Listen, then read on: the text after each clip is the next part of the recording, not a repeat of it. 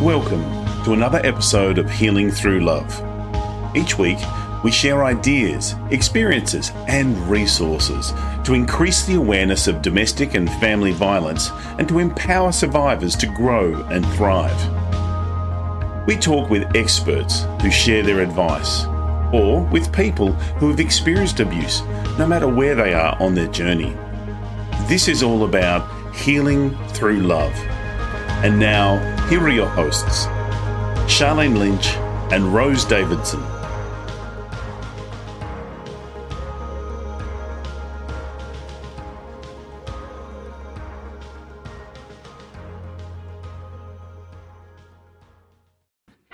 The Healing Through Love podcast with Sharlene Lynch and Rose Davidson. Alfredo Zapata's unique Connect Mind and Body program delves deep into the connection between physical and mental well-being in episode 77. And just becoming a personal trainer gave me the sense of being able to help someone to become healthier, which later I started connecting the mind and the body as a main key for my program. And everything else started just falling apart when I started kind of feeling empty again. But the exercise started giving me a sense of rerouting, like a GPS. Then I got married, a few years later, and then there was some little challenge.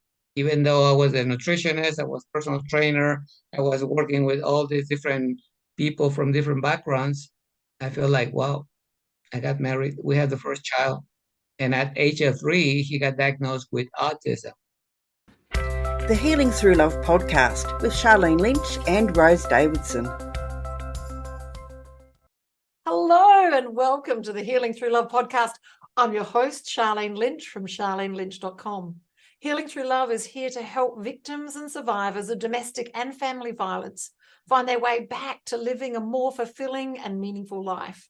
We interview expert survivors who have shared their personal stories and offer advice to those who've experienced abuse, no matter where they are on their healing journey.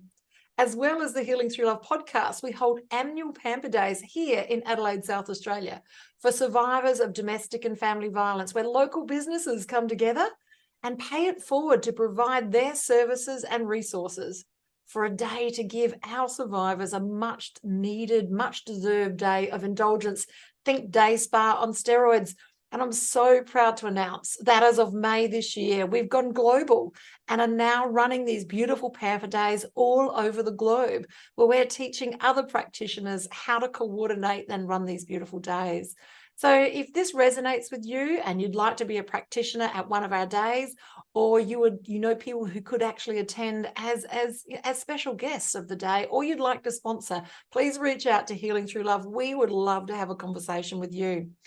Every week we have amazing guests, and today it is no different. We have an amazing guest with us here today. I'd love to introduce to you our very special guest. It is a true and well-being. He's a true and well-being expert on the show today. It's Alfredo, who brings over 30 years experience as a nutritionist, a fitness coach, a speaker, and an author. Hailing from Mexico, Alfredo's holistic approach to healing and performance has impacted executives in major companies all around the world, in Europe, in Americas, and also in the USA. So major companies like Fox and Platinum Studios, as well as athletes and entrepreneurs across the world. Alfredo's unique Connect Mind Body program delves into the deep connection between the physical and the mental well-being. He's also co-authored best-selling books on personal development in both English and Spanish, with a mission to inspire individuals to unlock their full potential. Join us today and discover the secrets of holistic well-being with the inspirational Alfredo. Hello and welcome. Hello. Good to be here. Thank you very much for the invitation. I'm very excited. It is a pleasure to have you here. Now, the man that we see before us today is not the beginning of your journey. This started quite some time ago. And before we pressed play, we were having some beautiful conversations in as to your own personal journey and how you got to where you are today. Can you share that with me today? Yeah, sure. I'll be happy to do that. Yeah, well, I'm originally from Mexico City. I'm the only child from a single mom growing up in the 60s.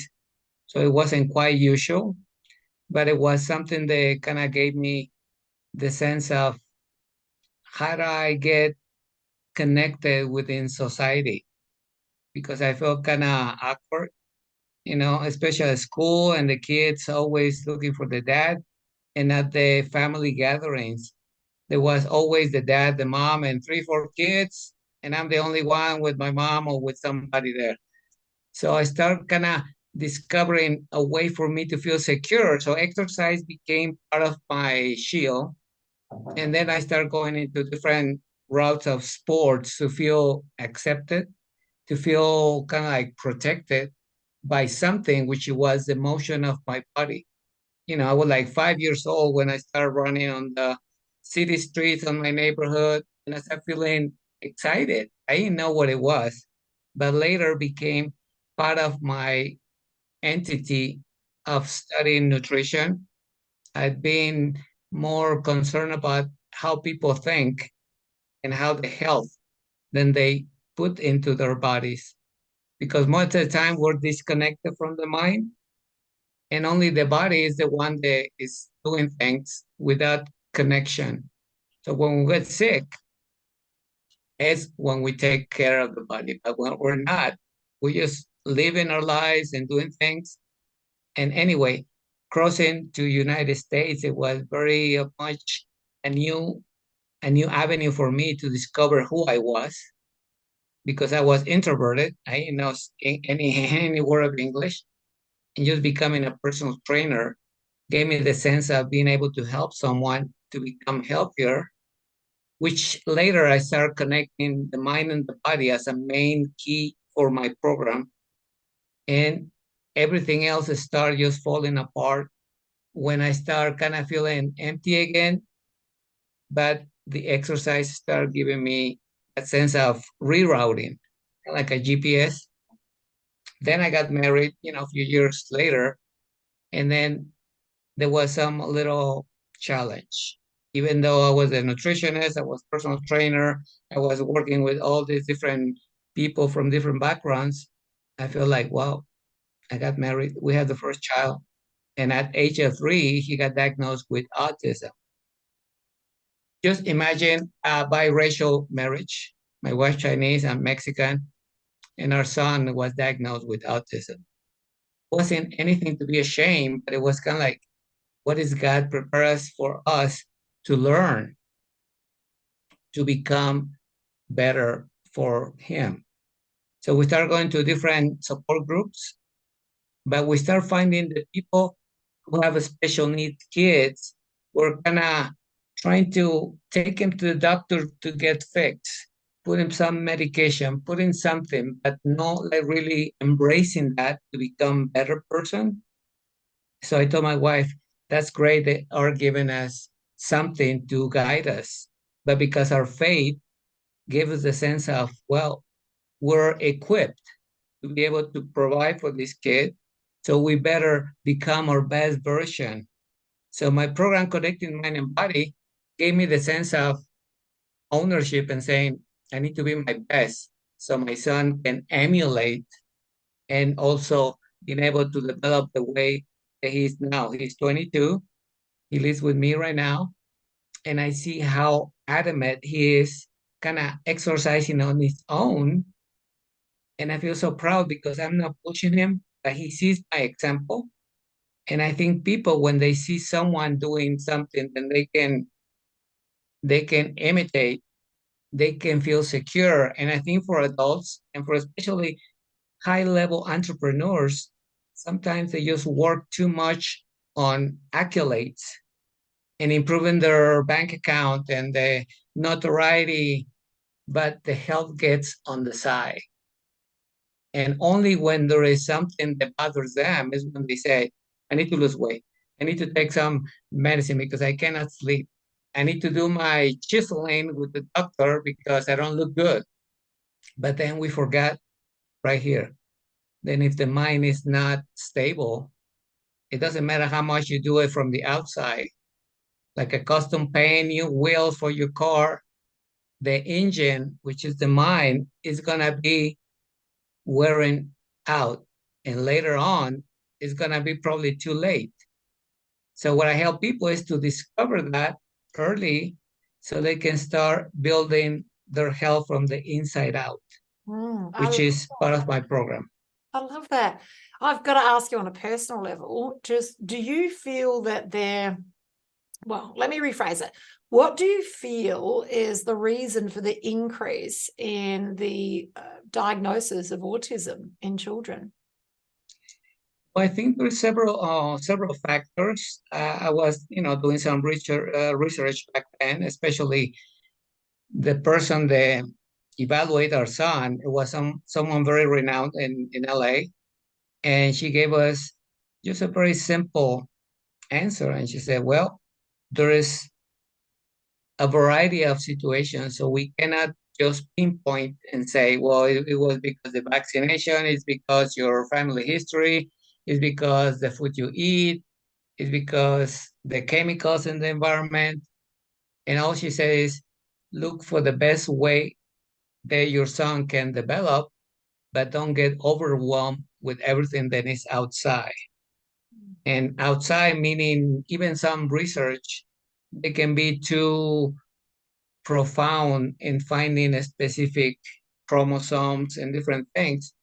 But again, we detach from being our best version, because I think our kids, especially the kids with special needs, they're going to emulate how we present ourselves, how our energy is generated to them. We can tell them all we want, but if they feel that we are afraid, or we are angry, we're impatient, they're going to regress.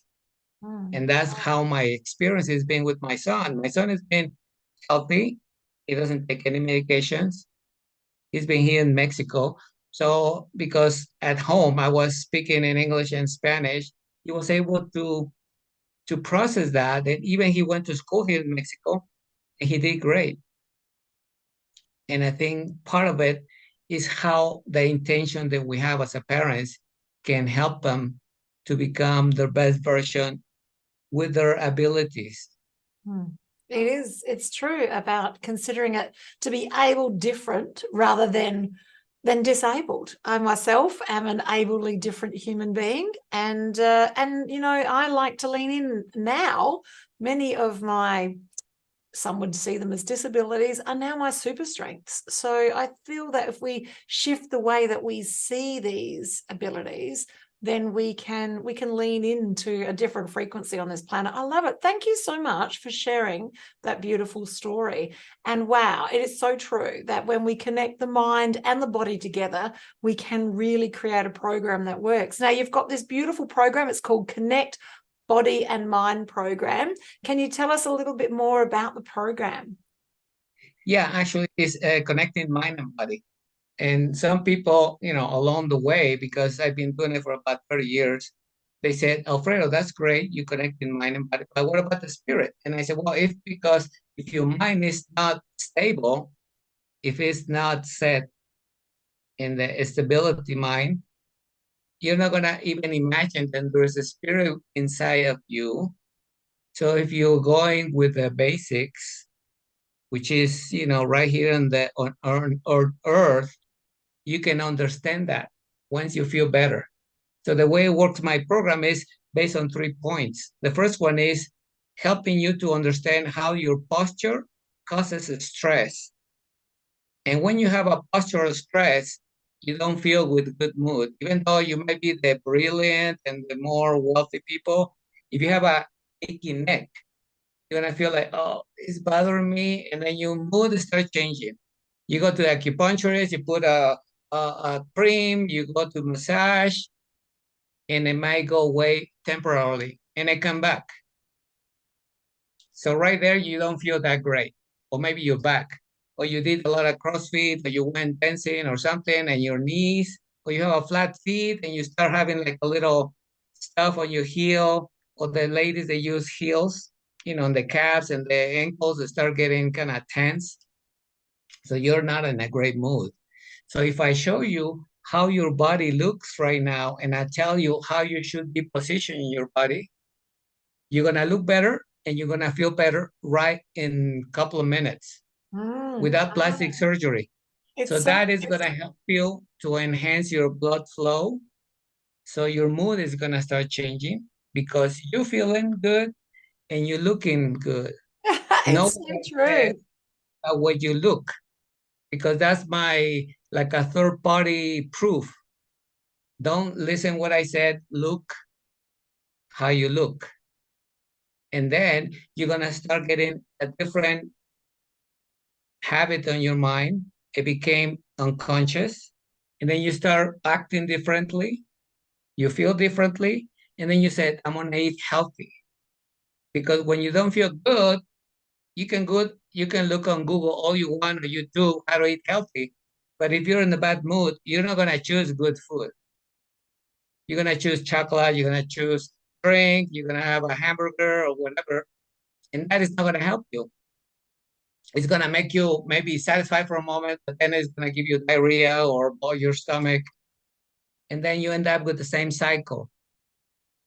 So you have a bad posture, you eat bad, and then you said, I'm gonna go and eat. I'm gonna go and exercise to sweat like a horse, to get totally wasted, so I can feel then I kind of make up for whatever I did. But then it's gonna come back again in the morning because you're gonna feel tired, you're gonna feel sluggish, you're gonna feel achy again, maybe for the workout. And then you're gonna say, I'm gonna drink a coffee, I'm gonna eat something to give me some pleasure, and it never ends. So I help you to better your posture so you can eat better. And I give you the right exercise based on your needs. So the exercise is gonna be the detonator to make the change, to look good because you already feel good. And then you can start making a better lifestyle and not just temporarily. That's how it works, the program.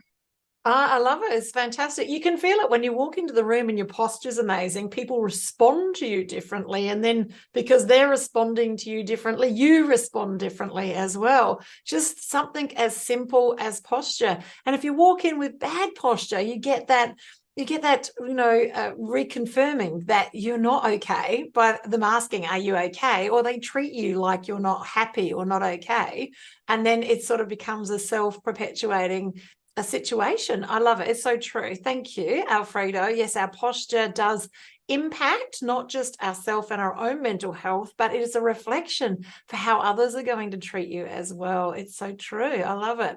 So I started dancing as a very young girl. So I really understood about posture because we had to stand up straight in ballet classes. Otherwise, it was the little wooden cane. And so it was at the time not a pleasant experience. But in hindsight, even through my deepest depressions, I still managed to keep good posture. So people treated me differently. They didn't even know I was having an episode. So, wow, it's so true. I love that. Thank you, Alfredo. Now, as a nutritionist, you obviously have some great insights as to the things that we need to be looking for to help us. And many of our listeners will be somewhere, sometimes a little on the sad side because of the things that they're going through. And as you said, when we're feeling a little bit that way inclined, we reach for food that's going to have high sugars and high fats because it sort of makes us feel good. But if you got some hints and techniques from a nutritional perspective that can help us feel better and, maintain that healthy eating cycle? Yeah, well, one of the points that I make when people eat, besides feeling maybe a little bit down or maybe too upset or something like that, to have a little moment before you eat and maybe drink a little bit of water. No any other liquid that might alter your mood, but some water because, our bodies need hydration, first of all. And then when you start eating your food, make sure you don't drink and eat at the same time. Make sure you eat your food and try to chew with some time. I know some people, they're like in the rush and they say, I don't have time. I only have 10 minutes and I need to run. and I'm just inhaling like a vacuum all the food, but there is an enzyme in the mouth that it will help to pre-digest the food. So if you chew it slowly, it will help you to pre-digest better the food that goes into your blender, into your stomach, and it will have a better enzymes to work on it. Because otherwise, if you just inhale it, it goes almost right the same way you chew it, and then it goes down there, and it's gonna have a hard time, especially if you have a nervous breakdown, or if you have some emotion going on. Your microbiome, which is the good bacteria on your body that works, to digest and absorb, is gonna be in trouble because it's gonna have all these different enzymes and reactions from the mind, and it's not gonna be absorbed correctly. So even if you eat organic food, and if you're in a bad mood and then you eat so fast, you're not gonna digest it as well, and then it's gonna go out. Or maybe it's not gonna go out, it's gonna stay there for a while, and it's gonna start causing you problems. So chewing slow, drinking a little bit of water before, and then after you can drink some, it will help you to improve, because you start making a discipline for your body. Because when we're in the emotion, rush, we don't have discipline. We just wanna throw stuff, get mad with someone or with ourselves, and we don't know how to be calm. I love that. Slow down and enjoy the moment. And as a woman of faith, for me, praying over my food, I know that research shows now that molecularly changes the frequency of the food just by prayer over food. So that's good. And also then you've got that moment of mindfulness, that you are stopping before you're eating, and that gives you that opportunity then, as you say. Now, what's the magic number for how many you should chew? Is it 52 times? Like, how many times should you chew your food? Well, I think there is no a particular number, but I will say they chew slowly within 15 minutes, 10, 15 minutes. I mean, you can have a good portion of meal, maybe without 15, 20 minutes, maybe if it is something more elaborated. But I think chewing slow without putting like a 1, 2, 3, 4, 5, it will help you to have a better understanding of taking your time. And I know, and some people, they say, well, Alfredo, you tell me to eat this and this and this, but I have only 30 minutes to eat, and I have to run to my station, or I have to run, get the kids, or I don't have all the food to carry with me. And I say, well, we make different choices.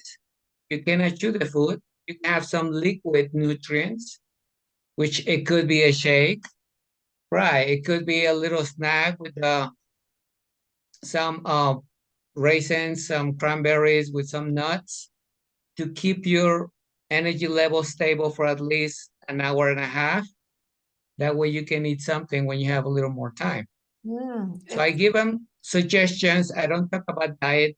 Diet for me is a cage. Everybody wants to jump out because they only do it because the doctor told them, because they want to get in shape, but their lifestyle is not healthy. They just do it as obligation, not as a conviction. And that's what I tell people. I give you choices. I don't give you restrictions. So I give you a little bit of this and that so you can try it and improve your menu. And being able to be in Hawaii, to be in China, to be in anywhere in the world, and you will know how to choose what to eat. Yes. Okay. So I want to ask you about intermittent fasting. So I've been fasting now for, maybe more than a decade. And for me, it's been, for my age, because I'm 57, I've just noticed that I'm handling the hormone changes better, that I'm handling the food, and also because I travel a lot for work, I find that just the intermittent fasting means that I'm more efficient as a human. So I fast from 8 o'clock at night until midday the following day. And I don't know, it works for me. So what's your theory, Alfredo, in and around intermittent fasting?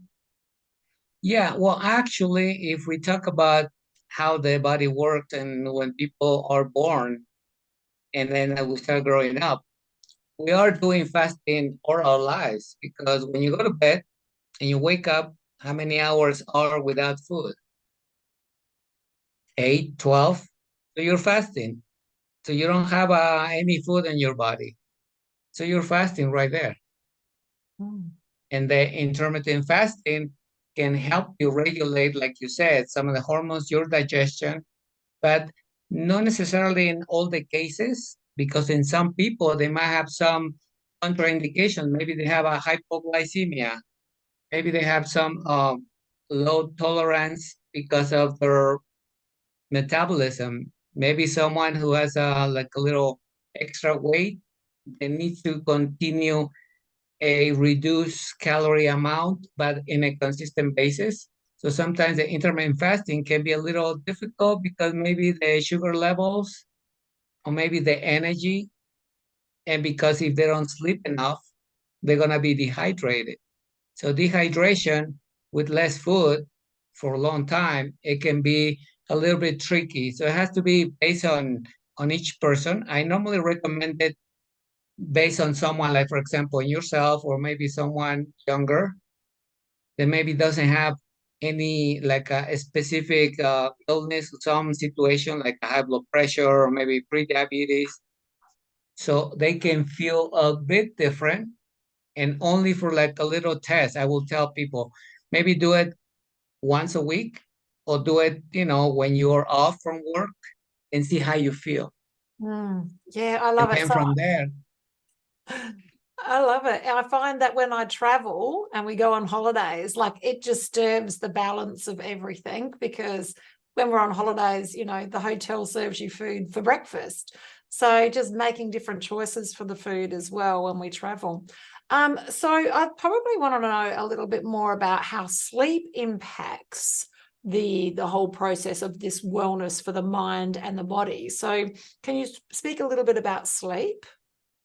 yeah, well, I recommend after I do the little interview and the evaluation of the posture, I tell people in the beginning, how many hours you sleep, how do you feel when you wake up, and what rituals do you do before you go to bed and when you wake up? Because those two times are pretty crucial, besides, praying if you pray or anything. But since we're in the 21st century and technology and everything is being inundated all over the world, and people even younger, they're connected with this thing every day. And a lot of times work, when you're ready to go to bed, either you're exhausted because you didn't plan it or because you're a workaholic. And then you said, oh, I'm exhausted. I cannot take it. I'm just going to go and lay down. But what happens right there is your body is carrying tension. Even though you might have already a good posture, you're tense, either emotionally or posture, driving, standing, sitting, exercising, carrying kids or carrying a bag or anything.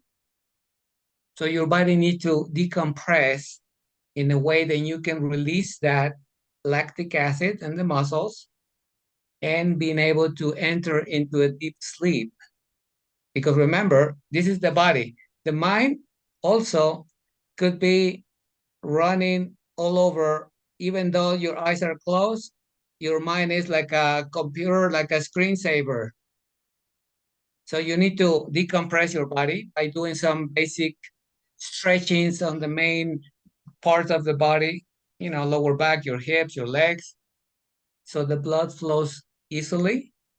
And then allocate about 10, 15 minutes before you put your head on the pillow so you can relax. Turn everything off, TV, phone, music, anything.